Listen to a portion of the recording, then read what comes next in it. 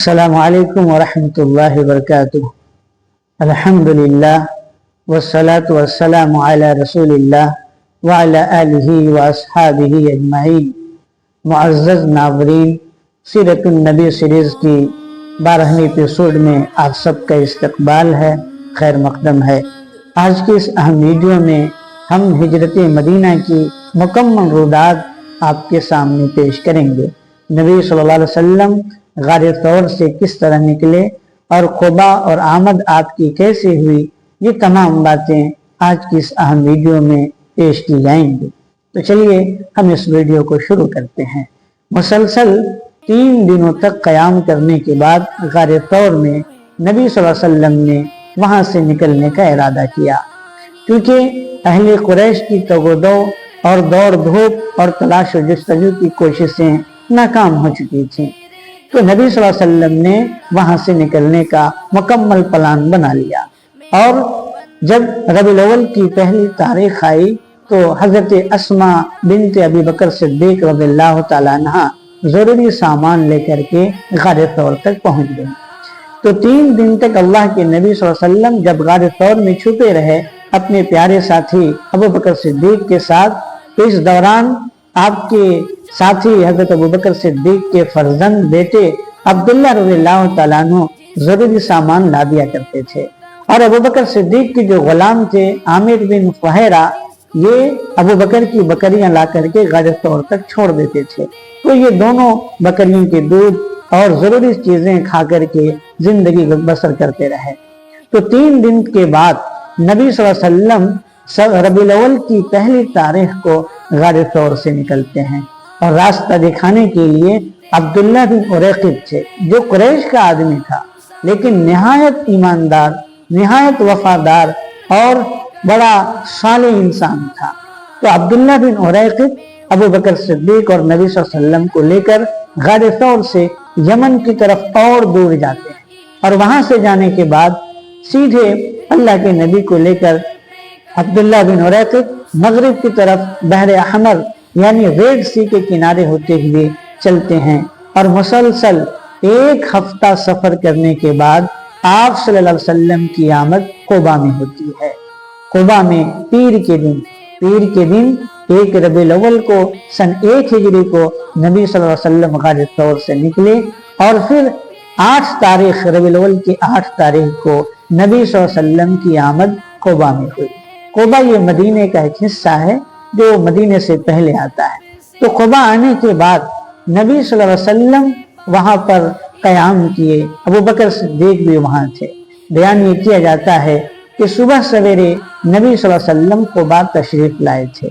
قباء میں جب آپ پہنچے تو بہت سارے لوگ آپ کے ساتھ ملنے کے لیے آئے، کیونکہ سارا مدینہ آپ کی آمد کا منتظر تھا، اپنے نبی کے دیدار کے آرزومند تھا۔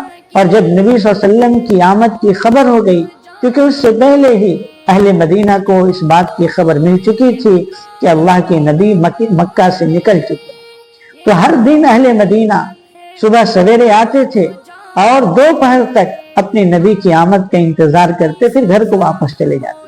تو جب قباء اللہ کے نبی صلی اللہ علیہ وسلم پہنچے تو مدینہ اور مچا کہ ہمارے نبی آ گئے، ہمارے نبی آ گئے، اور سارے لوگ آپ کے دیدار کے لیے امٹ پڑے۔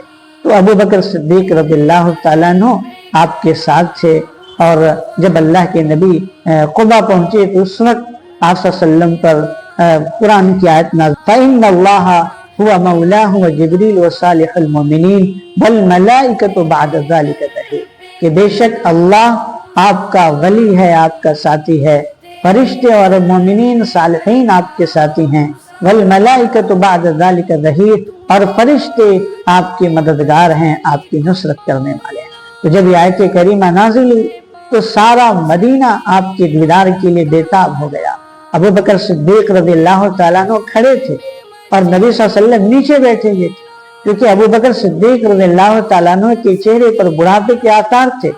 تو جن لوگوں نے اللہ کے نبی کو نہیں دیکھا تھا وہ سب ابو بکر صدیق کو ہی سلام کرتے تھے، لیکن جب دھوپ زیادہ تیز ہوئی، سخت ہوئی، اور ابو بکر صدیق رضی اللہ تعالیٰ عنہ نے نبی صلی اللہ علیہ وسلم کے سر پہ جب سایہ کیا تو پھر جاننے والے جان گئے کہ کہ ہمارے نبی نیچے بیٹھے ہوئے ہیں، یہی محمد رسول اللہ صلی اللہ علیہ وسلم ہے۔ تو مدینہ یعنی قباء آنے کے بعد نبی صلی اللہ علیہ وسلم نے 4 دن تک قیام کیا۔ کلثوم بن حدم رضی اللہ تعالیٰ عنہ کے گھر میں آپ دونوں کا قیام ہوا، اور اسی قیام کے دوران نبی صلی اللہ علیہ وسلم نے قباء میں اسلام کی پہلی مسجد قباء کی بنیاد رکھی۔ تو 4 دن قیام کرنے کے بعد جمعہ کا دن جب آیا، ربیع الاول کی 12 تاریخ کو، تو جب جمعہ کا دن آیا، صبح سویرے اللہ کے نبی صلی اللہ علیہ وسلم مدینہ کے لیے قباء سے نکلتے ہیں، اور راستے میں ہی جمعہ کا دن وقت آ گیا۔ بنو عامر کے محلے میں جب اللہ کے نبی صلی اللہ علیہ وسلم تھے تو جمعہ کا وقت آ گیا، اسی محلے میں نبی صلی اللہ علیہ وسلم نے اسلام کی پہلی جمعہ کی نماز ادا فرمائی۔ اس جمعے کی نماز میں صرف 100 لوگ موجود تھے، اور اس طریقے سے جمعے کی نماز کے بعد نبی صلی اللہ علیہ وسلم مدینہ تشریف لے گئے، مدینہ تشریف لائے، وہاں پہنچے۔ اور جب مدینہ آپ کی آمد ہوئی تو مدینے کے لیے یہ تاریخی دن تھا، بہت تاریخی دن تھا، اور مدینے کی بچیاں، اہل مدینہ کی بچیاں آپ کو دیکھ کر شعر گنگناتی تھی، اشرق البدر علینا من ثنیات الوداع وجب الشکر علینا ما دعا للہ دا۔ یہ ان کے لیے خوشی کا دن تھا، اور عید کے دن سے کم نہ تھا، اس لیے کہ رسول اللہ صلی اللہ علیہ وسلم ان کے یہاں قدم رنجہ فرما چکے تھے۔ اور اہل مدینہ کوئی مالدار نہ تھے، لیکن دل کے بڑے دھنی تھے۔ ہر شخص یہی چاہتا تھا کہ ہمارے نبی ہمارے گھر قیام کریں، ہم ان کی ضیافت کریں، اللہ کے نبی ہمارے گھر مہمان بنے۔ لیکن نبی صلی اللہ علیہ وسلم نے فرمایا کہ میری جو اونٹنی ہے اس کے راستے کو چھوڑ دو، اس کے راستے کو چھوڑ دو، یہ بحکم الہی جہاں بیٹھے گی وہی ہماری منزل۔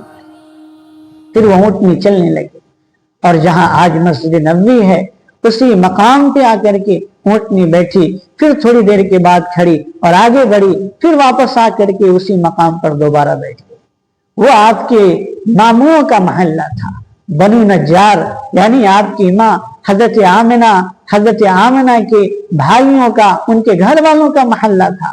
وہ اونٹنی آپ کے ماموں کے محلے میں بیٹھی۔ دراصل اللہ رب العالمین نے آپ کے ماموں کو عزت دی، ان کے شرف کو بلند کیا۔ سب لوگ آ گئے، یا رسول اللہ میرے گھر چلیں، ہم آپ کی ضیافت کریں گے، آپ ہمارے گھر تشریف لائیے۔ نبی صلی اللہ علیہ وسلم نے فرمایا کہ کس کا گھر سب سے قریب ہے؟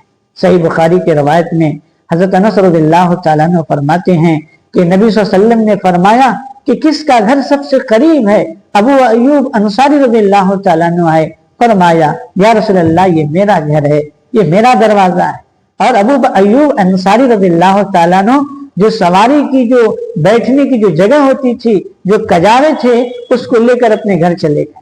اللہ کے نبی نے فرمایا کہ آدمی اپنے کجاوے کے ساتھ ہوتا ہے۔ پھر ابو ایوب انصاری رضی اللہ تعالیٰ عنہ کے گھر نبی صلی اللہ علیہ وسلم قیام فرمائے، اور آپ کی جو اونٹنی تھی اسعد بن زرارہ رضی اللہ تعالیٰ عنہ آپ کی اونٹنی کو اپنے گھر لے گئے کہ ہم اس کی دیکھ بھال کریں گے، ہم اس کے غذا کا، اس کی خوراک کا انتظام کریں گے۔ تو اس طریقے سے مدینہ آپ کی آمد ہوئی۔ 12 ربیع الاول عید کا جمعے کا دن تھا، اللہ کے نبی صلی اللہ علیہ وسلم مدینہ آئے، اور مکہ والے جو آپ کے جان کے دشمن تھے، ہمارے نبی کو جو مارنے کے لیے تیار رہتے تھے، قتل کی پلاننگ جو بنا چکے تھے، غار ثور کے منہ تک جو قریب آ گئے تھے، اللہ کے نبی کو مارنے کے لیے، پکڑنے کے لیے اللہ کی مدد دیکھیے کہ اللہ رب العالمین نے اہل مدینہ کو آپ کی مدد کے لیے کھڑا کیا۔ اور چند دن کے بعد، یہاں آنے کے بعد، پھر جو ہے حضرت سودہ رضی اللہ تعالیٰ عنہ، عائشہ اور آپ کی جو بیٹیاں تھی زینب کے علاوہ تمام مدینہ آ گئیں۔ اس طریقے سے اللہ کے نبی صلی اللہ علیہ وسلم مدینہ پہنچنے کے بعد اسلام کی پہلی ریاست کی بنیاد ڈالی۔ آج کی اس ویڈیو میں بس اتنا ہی، اگلی ویڈیو میں ہم جانیں گے مزید اس کے آگے کیا ہوا اللہ کے نبی کی سیرت میں کے بارے میں۔ آپ سب کا بہت بہت شکریہ۔